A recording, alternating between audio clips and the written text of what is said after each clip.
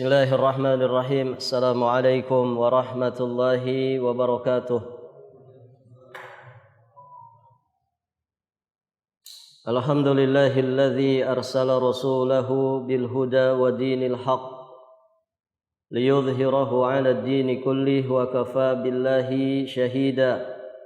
Asyhadu an la ilaha illallah wahdahu rabbi la syarika lah wa asyhadu anna Muhammadan abduhu wa rasuluh. Qala Allah ta'ala fil Qur'anil Karim, ya ayyuhalladzina amanu taqullaha haqqa tuqatih wa la tamutunna illa wa antum muslimun, amma ba'd. Para hadirin jamaah salat zuhur rahimani wa rahimakumullah. Alhamdulillah, pada kesempatan ini insyaallah ta'ala kita akan melanjutkan pembahasan kita masih berkaitan dengan sifat wudu'nya Nabi sallallahu alaihi wa alihi wasallam. Pembahasan berikutnya kita akan membahas nawaqidul wudu, pembatal-pembatal wudu. Ini satu pembahasan di antara sekian banyak pembahasan yang penting terkait dengan masalah wudu. Para jamaah yang dirahmati Allah, yang pertama di antara pembatal wudu adalah ma kharaja minas sabilain. Apa-apa yang keluar dari dua jalan, yakni kubul dan dubur. Apa saja yang keluar dari dua jalan ini, baik itu jalan kemaluan ataupun jalan dubur, berupa misalkan air seni, kotoran manusia, termasuk para jamaah yang dirahmati Allah, buang angin, baik yang bersuara ataupun yang tidak bersuara, semua itu membatalkan wudu. Nah, akan kita rincikan. Yang pertama, para jamaah yang dirahmati Allah adalah buang angin. Buang angin atau kentut. Ini bisa membatalkan wudu. Dasarnya adalah satu hadis dari jalan sahabat yang mulia Abi Hurairah radhiyallahu taala anhu. Hadis ini sahih riwayat Imam Al-Bukhari juga Imam Muslim. Rasulullah sallallahu alaihi wasallam bersabda, la tuqbalu salatu ahadikum idza ahdatha hatta yatawaddaa.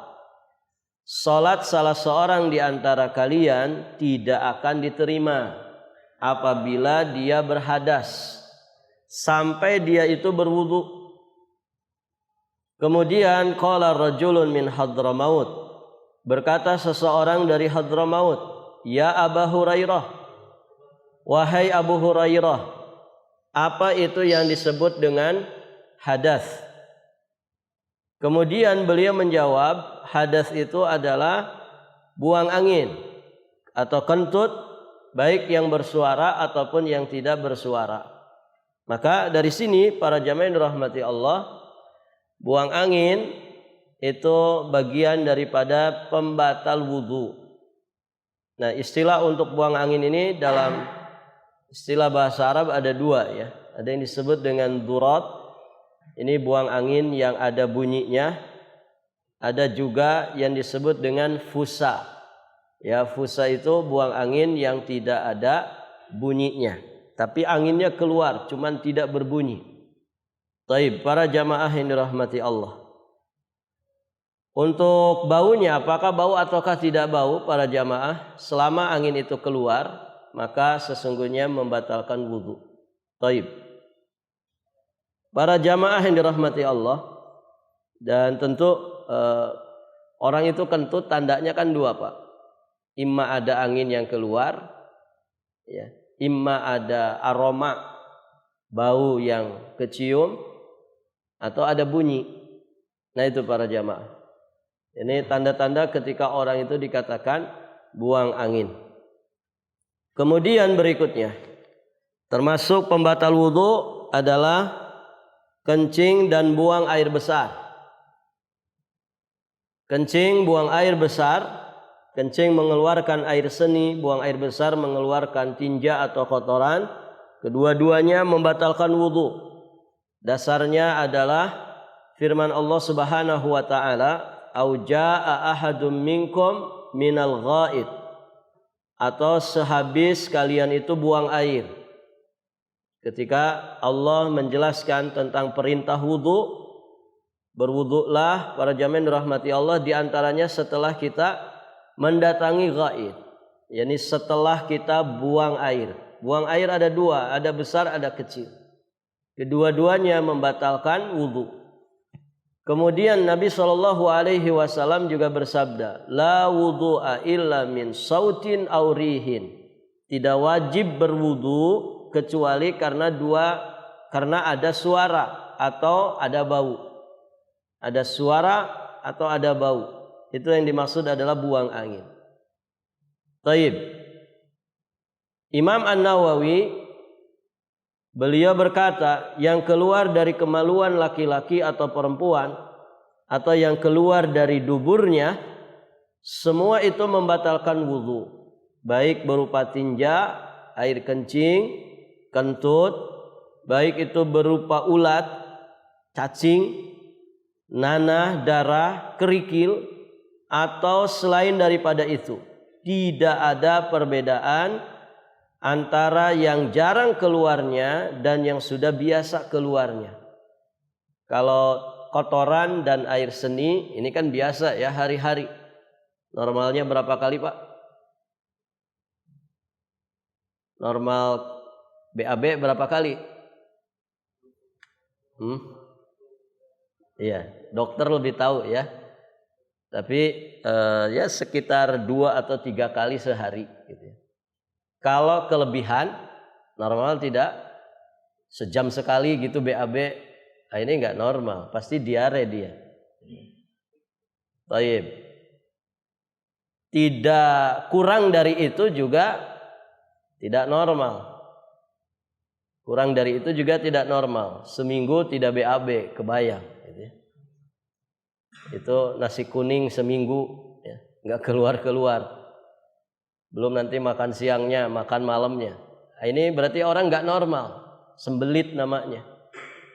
Pun demikian, ya, kencing itu normalnya berapa kali? Sesuai dengan apa yang kita minum, begitu ya. Tapi kalau orang di malam hari kencing terus, ini biasanya nggak normal. Tidurnya nggak nyenyak karena setiap jam kencing. Itu kenapa, Pak? Diabetes, gitu ya. Beser jadinya kencing terus. Jadi semua harus dalam kadar normalnya. Buang angin pun demikian. Buang angin itu para jamaah dirahmati Allah, kata para pakar, itu normalnya berapa kali? Pernah ngitung, Pak? Jadi tubuh kita itu menghasilkan gas 500 miliar. Jadi kalau dikeluarkan, kata para pakar, sekitar 14 kali. Jadi kita buang angin sehari semalam itu sekitar 14 kali. Itu kadar hitungan yang normal. Kalau lebih dari itu biasanya masalah. Ya bisa jadi Bapak habis makan pedas, makan ubi-ubian, ya perutnya jadi bermasalah, bunyi terus. Akhirnya gasnya juga banyak. Kurang dari itu juga masalah, ya kan? Kurang dari itu juga masalah. Pernah dengar ada orang nggak bisa kentut, Pak? Pernah nggak? Pernah. Tetangga saya sampai meninggal dunia di kampung. Jadi nggak bisa kentut, dioperasi. Akhirnya sampai meninggalnya. Barakallahu fikum. Jadi para jamaah yang dirahmati Allah, dalam kadar batasan yang normal, ternyata 3 perkara ini nikmat. Kalau kita bisa buang angin dalam hitungan normalnya, kita bisa dengan mudahnya mengeluarkan air seni. Demikian pula kita lancar BAB sesuai dalam batasan normalnya. Ini semua nikmat dari Allah Subhanahu wa ta'ala. Maka harus disyukuri. Cara mensyukurinya apa? Sehatnya pencernaan kita itu harus dipakai taat. Harus dipakai taat kepada Allah Subhanahu wa ta'ala. Coba bayangkan ya kalau Bapak susah kencing, naudzubillah. Orang prostat misalkan. Itu luar biasa, orang kesakitan luar biasa. Demikian pula orang yang enggak bisa BAB sembelit. Nas'alullah al-afwa wal afiyah wassalam. Orang yang enggak bisa kentut. Ini nikmat semuanya, para jamaah yang dirahmati Allah. Jika ingin mengetahui kadar kenikmatannya, tanya orang-orang yang sudah bermasalah dalam masalah itu. Makanya kenapa ya keluar dari WC doanya itu kita minta ampun, ya kan? Salah satu doanya gufronaka, aku memohon ampunanmu ya Allah. Itu salah satu doa keluar WC. Boleh juga alhamdulillah alladzi adhaba 'annil adza wa afani. Itu doa keluar WC. Kenapa istighfar kita keluar dari WC minta ampun kepada Allah? Salah satu di antara penjelasan para ulama, karena kita sering lalai mensyukuri nikmat pencernaan ini. Bapak pernah diare Pak? Luar biasa itu diare. Orang keracunan misalkan, keracunan makanan. Ya, sampai pedih, sampai perih, ya. Kemudian perutnya kayak diperes-peres. Luar biasa para jamaah. Badan yang kekar nggak lagi ngefek, gitu. Tetap saja. Ketika diare nggak bisa ditahan-tahan dia. Ya. Beban 60 kilo dia bisa nahan. Tapi ini diare ini nggak bisa ditahan. Dan begitu. Nah ini kita sering lalai dari nikmat seperti ini. Makanya ketika keluar dari WC, gufronaka, aku mohon ampunanmu ya Allah. Karena sering melalaikan nikmat kesehatan seperti itu. Baik, para jamaah yang dirahmati Allah. Jadi buang angin, kemudian kencing, buang air besar, semua itu membatalkan wudu. Berikutnya, keluar air mani. Dari mana keluarnya air mani? Dari kubul atau dari kemaluan. Ini juga membatalkan wudu. Tidak hanya membatalkan wudu, bahkan mewajibkan mandi. Nanti ada pembahasan tentang mandi wajib. Dan ini disepakati oleh para ulama. Jadi semua ulama ijma' bahwa perkara yang mewajibkan mandi maka dia pasti membatalkan wudu secara ijma. Apapun yang mewajibkan kita mandi otomatis itu membatalkan wudu.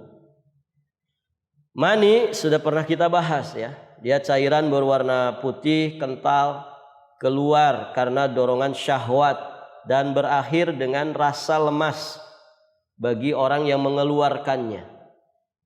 Ini mani yang ma'ruf ya. Baik, para jamaah yang dirahmati Allah. Yang berikutnya di antara yang keluar dari kubul atau dari kemaluan yang membatalkan wudu adalah madhi. Madhi juga sudah kita bahas. Dia cairan bening, lengket, keluar ketika syahwat bergejolak. Dia tidak bersamaan dengan syahwat. Kemudian keluarnya itu tidak seperti air mani. Kalau air mani memancar, muncrat. Tapi kalau air madhi, ya keluarnya tidak muncrat. Dan ketika keluar tidak menyebabkan lemas. Tidak menyebabkan lemas. Biasanya dia keluar ketika orang membayangkan, mohon maaf, persetubuhan. Ketika orang itu syahwatnya naik. Atau di saat dia bercumbu dengan istrinya. Itu ada cairan yang keluar terlebih dahulu namanya madhi sebelum mengeluarkan air mani. Bahkan sebagian orang terkadang tidak sadar bahwa dirinya mengeluarkan madhi. Dalam istilah fikih disebut madza, orang yang beser madhi. Jadi gampang keluar madhinya. Mungkin karena faktor tertentu ya, bisa jadi karena cuaca yang sangat dingin atau memang para jamaah yang dirahmati Allah, orang ini punya kelainan gampang mengeluarkan air madhi. Dan madhi itu najis, sehingga siapapun yang mengeluarkannya wajib mencuci kemaluan dan juga apa yang ada di sekitarnya yang terkena madhi. Keluarnya air madhi membatalkan wudu. Dasarnya adalah riwayat dari Ali bin Abi Thalib. Beliau berkata, kuntu rajulun madza'an. Aku adalah seorang laki-laki yang sering mengeluarkan madhi. Wa kuntu astahi an as'ala Nabiya sallallahu alaihi wasallam. Namun aku pun malu kalau bertanya kepada Nabi sallallahu alaihi wasallam lima kanat ibnatihi, karena putri beliau adalah istriku, kata sahabat Ali. Fa amartul Miqdad bin al-Aswad, maka aku suruh Miqdad al-Aswad untuk bertanya kepada Rasulullah sallallahu alaihi wasallam ya terhadap kasus yang menimpa Ali bin Abi Thalib ini. Maka kemudian Nabi memberikan solusi, memberikan bimbingan, yagsilu dzakarahu wa yatawadda, hendaklah dia mencuci kemaluannya dan berwudu. Perintah Nabi mencuci kemaluannya menunjukkan bahwa madhi itu najis. Kemudian perintah Nabi supaya berwudu menunjukkan bahwa keluarnya madhi itu membatalkan wudu. Para jamaah sekalian yang dirahmati Allah. Berikutnya yang keluar dari kubul atau dari kemaluan diantaranya adalah air wadi. Wadi itu termasuk pembatal wudu. Yang mengeluarkannya wajib mencuci kemaluannya dan setelah itu berwudu.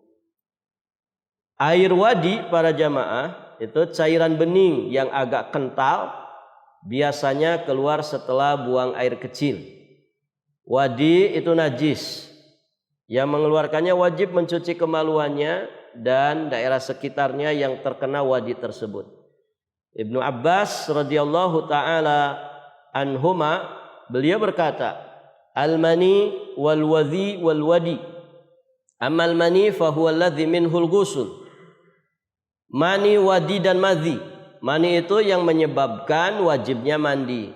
Wa amal wadi wal madhi faqala igsil dzakaraka au madzakiraka wa tawadda wudu'aka lis-shalah.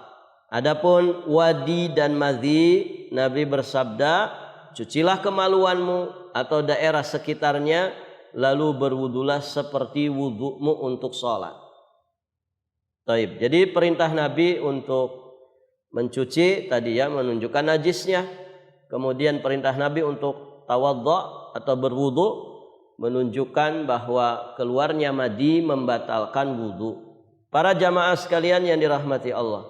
Di sini ada faidah yang kita tambahkan tentang orang yang terus-menerus mengeluarkan air kencing. Orang kita nyebutnya penyakit beser, atau dalam istilah fikih disebut salisul baul. Orang yang mengalami salisul baul, para jamaah yang dirahmati Allah, diakibatkan karena penyakit yang ada pada dirinya, maka setiap kali dia mau sholat, dia harus mencuci apa yang mengenai pakaiannya, demikian pula kemaluannya. Kemudian orang yang mengalami seperti ini, dia harus berwudu setiap kali hendak sholat. Sama seperti kasus wanita yang istihadhah. Istihadhah itu yang mengeluarkan darah karena ada urat yang terputus atau penyakit. Mengeluarkan darah terus menerus sepanjang hidupnya. Maka dia mencuci kemaluannya setiap mau sholat, membersihkan kemaluannya, kemudian selalu mengulang wudunya, walaupun wudu sebelumnya belum batal. Taib, para jamaah yang dirahmati Allah. Nah, sebagian orang juga ada yang diuji dengan penyakit dia tidak beser dalam artian kencing yang banyak, tapi mungkin sedikit-sedikit kayak netes begitu. Nah, ini Allahu a'lam, ini juga masuk kategori salisul baul ini. Para jamaah yang dirahmati Allah, ya pertama yang harus dilakukan jika memang memungkinkan dia ikhtiar untuk berobat. Ini kenapa ya, bisa seperti ini, apa yang masalah begitu ya. Ikhtiar terlebih dahulu. Kalaupun tidak, para jamaah yang dirahmati Allah, maka ini tentu satu kondisi yang tidak normal. Nah, biasanya sisa-sisa air kencing. Maka kita maksimalkan dulu di saat kita kencing sampai betul-betul bisa tuntas semuanya. Juga jangan berlebih-lebihan dalam masalah ini ya. Karena sebagian orang saking was-wasnya Takut ada air kencing yang netes, itu bisa setengah jam. Kencing saja setengah jam di dalam WC. Berdehem terus, ya dipijit-pijit, diurut-urut. Tidak selesai-selesai. Dan mohon maaf para jamaah, kemaluan kita itu, kalau kemudian dipijit-pijit terus, didehem-dehemkan terus, ya pasti keluar terus. Begitu ya. Maka Nabi mengingatkan kita akan ada masa, akan ada satu zaman di mana orang itu berlebih-lebihan dalam masalah toharah. Ya modelnya seperti ini. Buang air kecil saja bisa setengah jam di dalam WC. Gak selesai-selesai. Karena modelnya begitu. Yang ada para jamaah, kita usahakan maksimal menuntaskan keluarnya air seni. Dehem secukupnya. Kalaupun mau dipijat supaya sisa yang di batang itu keluar, maka seperlunya. Setelah itu ketika kita yakin sudah keluar semua, maka kita istinja, bersihkan. Ya, jadi 1-2 menit selesai. Nah itu para jamaah yang dirahmati Allah. Jadi jangan berlebih-lebihan, juga jangan bermudah-mudahan dalam masalah ini. Ada orang bermudah-mudahan, misalkan dia sembarangan buang air kecil, ya. Tidak istinja, tidak dituntaskan, padahal masih ada sisa-sisanya misalkan. Akhirnya netes terus ketika dia sudah selesai kencing, atau kena cipratannya, tidak istinja. Sebagian orang tidak istinja ketika selesai buang air kecil. Kalau di sebagian kalangan para jamaah itu, bagi mereka istinja itu cukup disentil-sentil aja, ya, disentil 3 kali atau 5 kali, gitu. Ya sampai dekok begitu ya kepalanya, ya, karena gak ngerti istinja, disentil-sentil aja terus, kasihan. Nah itu para jamaah yang dirahmati Allah. Nah, ini tidak benar, harusnya istinja. Di kita melimpah kok air. Nah itu para jamaah yang dirahmati Allah. Taib.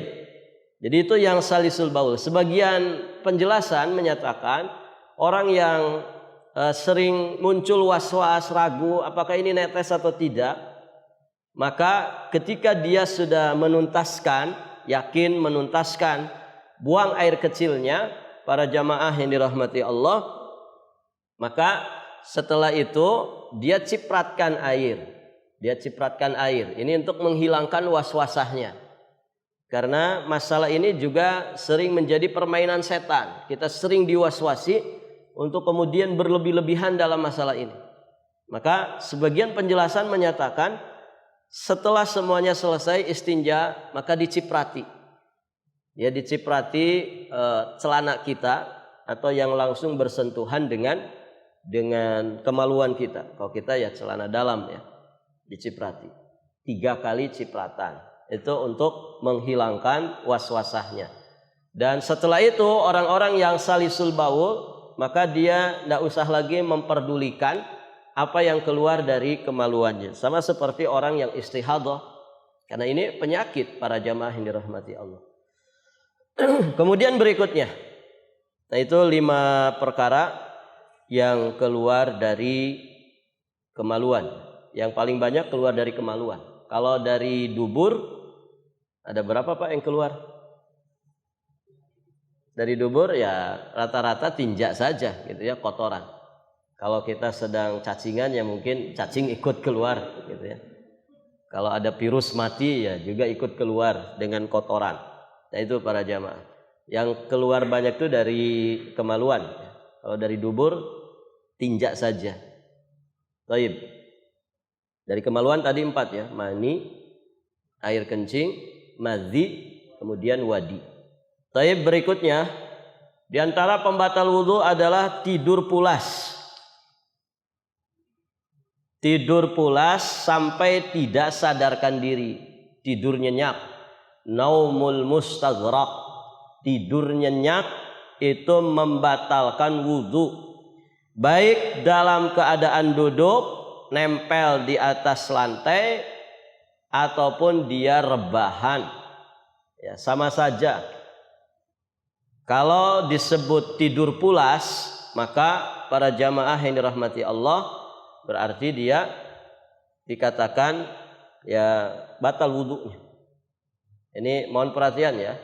Biasanya di hari Jumat Pak, di hari Jumat itu paling enak tidur ya. Makanya ini harus diantisipasi. Kalau kita bahas nanti fikih Jumat ya, fikih tentang hari Jumat, itu banyak sekali hal-hal yang menjadi sarana yang mendukung kita untuk maksimal ketika Jumatan. Salah satunya ya jangan bergadang di malam hari. Karena berat orang yang bergadang di malam Jumat, ya, kemudian dia bisa maksimal seger pada siang harinya. Kemudian para jamaah yang dirahmati Allah, usahakan kalau bisa ada qailulah. Jadi sebelum Jumatan tuh ada tidur ringan, ada istirahat, rebahan. Kemudian di antara faktor pendukung ya khotibnya. Khotibnya jangan panjang-panjang. Begitu ya. Kan begitu sunnahnya. Nabi itu kalau khutbah singkat padat saja. Kemudian dengan pembawaan yang luar biasa. Ihmarat ainah, memerah matanya. Kemudian menegang urat lehernya. Ka'annahu munziru jaish, seolah-olah dia komandan pasukan. Dia memperingatkan pasukannya. Nih di balik bukit ini ada musuh yang menyerang kita. Begitu. Komandan tuh gimana Pak? Kalau nyiapin barisan. Pasti kan mantap begitu ya. Nah begitu. Sifat khutbah Jumat itu aslinya begitu. Jadi kalau ada khotib Jumat kok teriak-teriak sampai bergetar itu namanya podium, nggak ada masalah. Dia sedang mempraktekkan sunnah. Dan itu bagus. Pasti nggak ada yang tidur Pak. Cuman biasanya jadi omongan setelahnya. Ustadznya marah-marah. Bukan marah-marah, dia sedang mengamalkan sunnah. Karena begitu Nabi ketika khutbah Jumat. Begitu ya. Ya jangan juga gebrak-gebrak meja gitu. Nah itu para jamaah. Taib. Jadi ini perhatikan ya, tidur di waktu khutbah Jumat. Tapi kalau di masjid ini nggak ada yang tidur Pak ya. Nggak ada kan?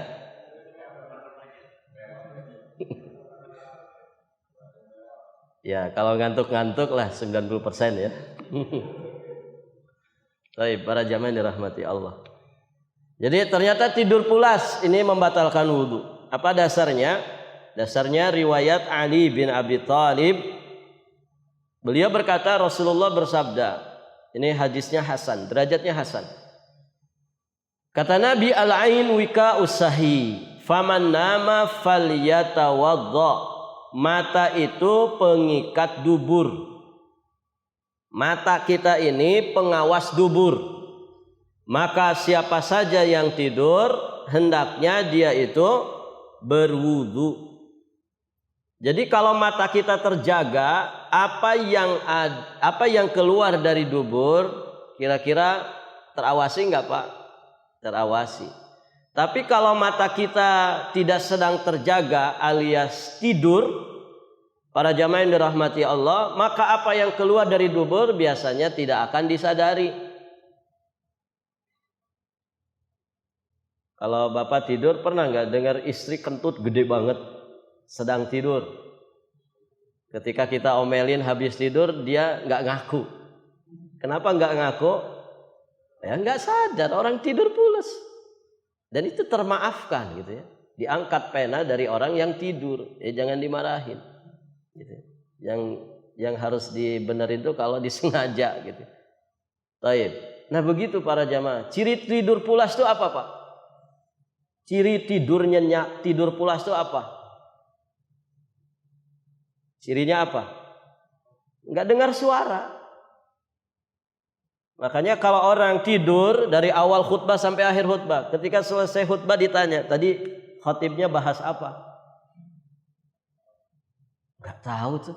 Itu tidurnya berarti nyenyak. Dia enggak dengar suara. Padahal ini mikrofonnya kenceng banget gitu. Baik, para jamaah, enggak dengar suara.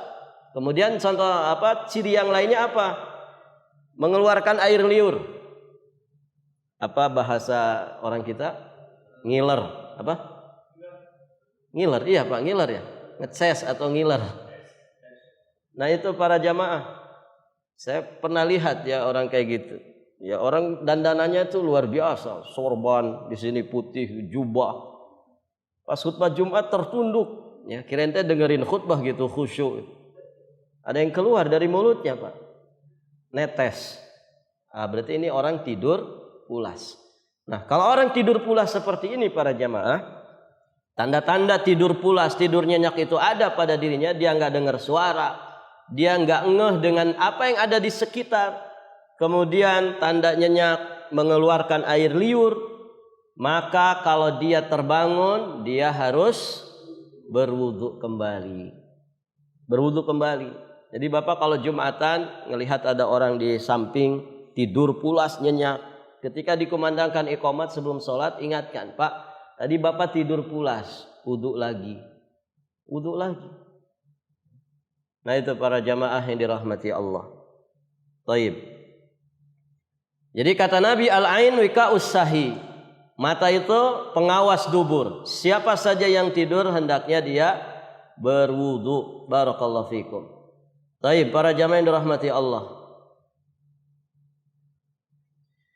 Pada dasarnya hadis di atas menguatkan pendapat bahwa pada hakikatnya tidur itu sendiri tidak membatalkan wudu, tetapi kesucian itu menjadi batal apabila dimungkinkan terlepasnya tali ikatan dubur menurut kebiasaan. Adapun seorang yang tidur dengan posisi duduk di mana duburnya melekat di bumi, maka wudunya tidaklah batal menurut sebagian pendapat ulama. Jadi sebagian ulama membedakan yang tidurnya terlentang, begitu ya, dengan yang tidurnya sambil duduk. Nah, yang sedang mendengarkan khutbah Jumat itu biasanya sambil duduk. Ya, kalau sambil duduk itu agak tertahan gitu Pak ya. Jadi kemungkinannya tidak sampai bobol benteng pertahanannya. Namun para jamaah yang dirahmati Allah, ternyata di sana ada pendapat yang lain, dan ini dijelaskan oleh Imam An-Nawawi bahwa seorang tidur dengan posisi duduk yang duburnya melekat ke tanah lantai, maka wudunya tidak batal, baik sebentar maupun lama, baik dalam sholat maupun di luarnya. Dan ini madhab Asy-Syafi'i. Namun di sana ada pendapat ulama yang lainnya bahwa selama itu kategorinya tidur lelap, para jamaah yang dirahmati Allah, maka dia tetap dikatakan batal wudunya.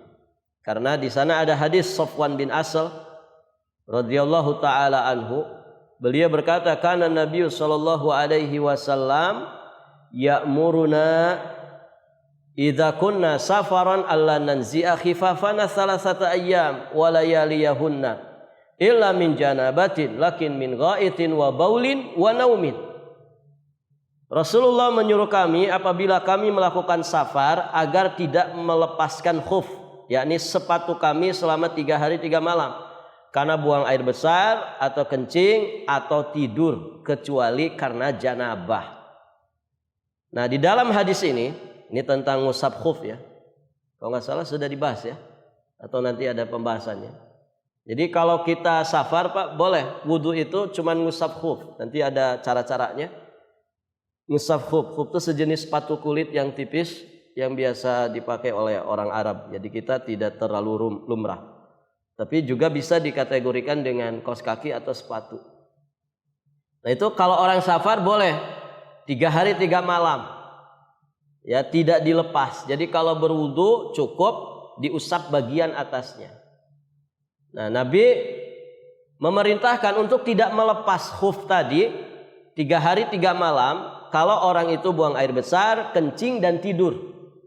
Di sini Nabi menyandingkan tidur dengan buang air kecil, kemudian dengan buang air besar. Menunjukkan bahwasannya berarti tidur lelap itu membatalkan wudu sebagaimana ya kencing, sebagaimana buang air besar.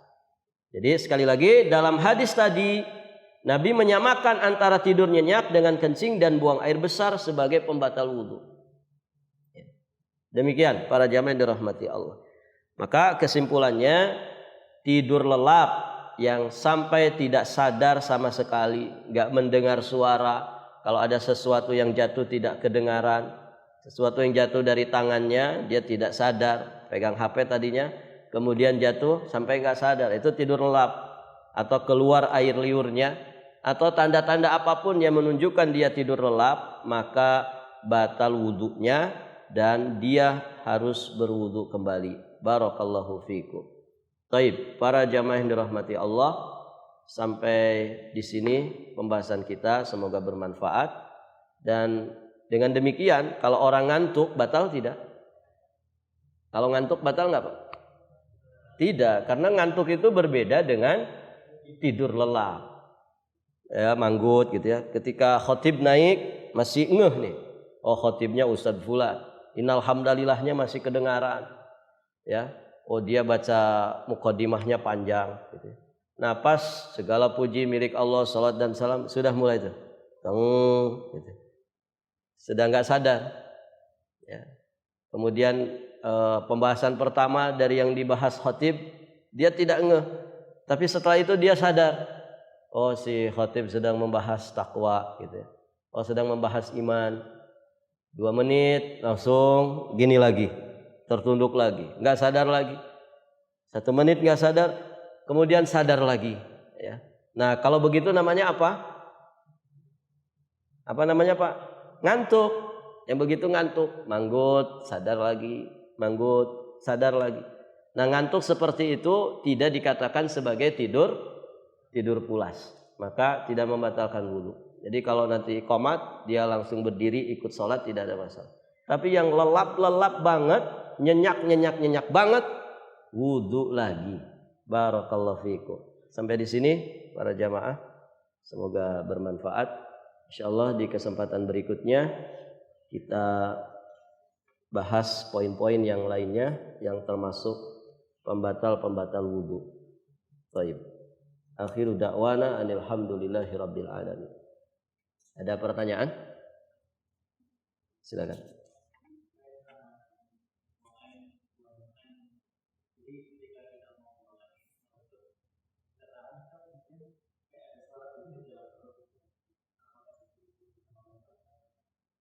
Tapi tidak sampai keluar angin kan?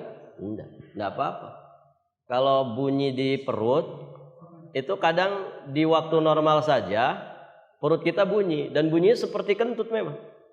Padahal itu bunyi di dalam.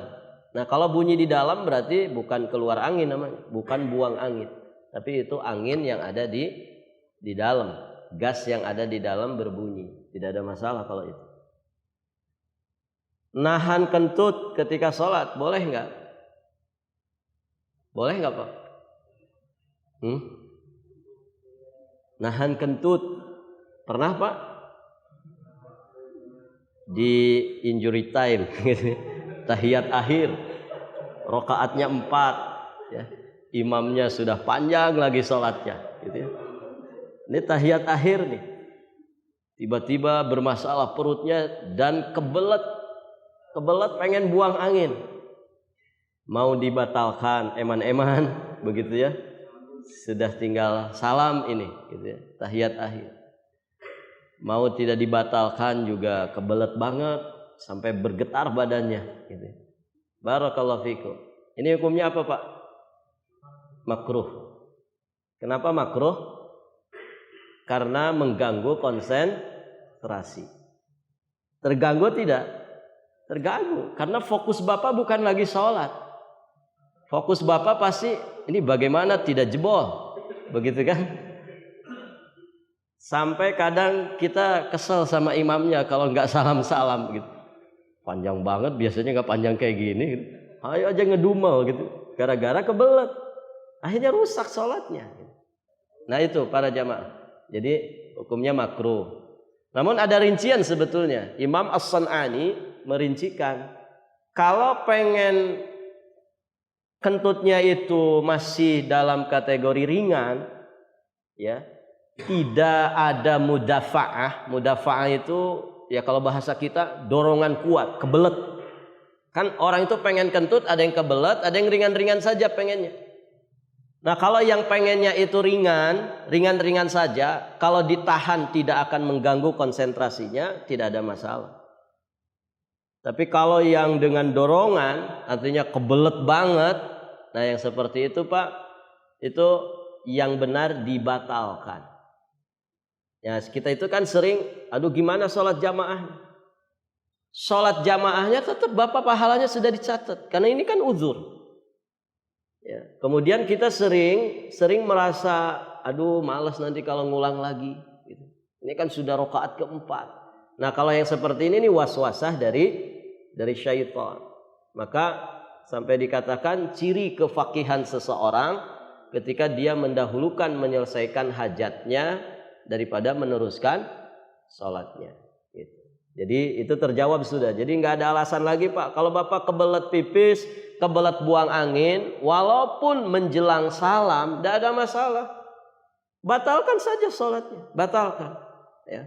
Tapi ya buang anginnya di luar ya, jangan di dalam masjid. Nanti viral gitu ya, terjadi ledakan gitu ya di masjid UPMS. Nah itu para jamaah yang dirahmati Allah. Jadi batalkan saja. Insya Allah pahala jamaahnya tetap dicatat, walaupun akhirnya kita masbuk atau bahkan kita sholat sendirian.